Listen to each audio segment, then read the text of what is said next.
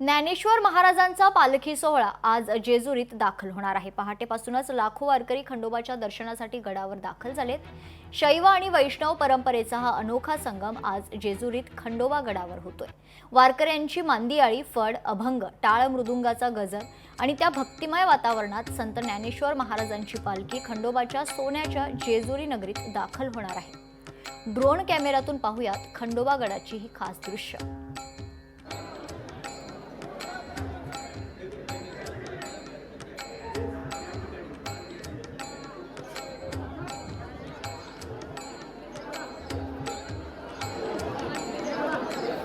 माऊलींची पालखी जेजुरीत आल्यानंतर मुक्तपणे भंडाऱ्याची उधळण या ठिकाणी होत असते।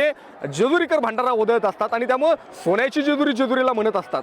जेजुरीमध्ये 12 ते 13 वर्षात मोठ्या यात्रा पार पडत असतात आणि वारकरी जो येतात तो सुद्धा एक आनंदाचा क्षण या सगळ्या जेजुरीकरांसाठी असतो। पालखी जेजुरीत आल्यानंतर भंडारा उधळल्यानंतर येणारं पिवळे पण पाहिल्यानंतर येणारा प्रत्येक वारकरी जेजुरीला सोन्याची जेजुरी त्या ठिकाणी म्हणत असतो आणि म्हणूनच आपल्या कुलदेवताचं दर्शन होतं, वारी घडते आणि म्हणून वारकरी वारीच्या वाटेवर चालताना आपल्या कुलदेवताचं दर्शन सुद्धा या जेजुरी गडावरती घेताना आपल्याला पाहायला मिळतात।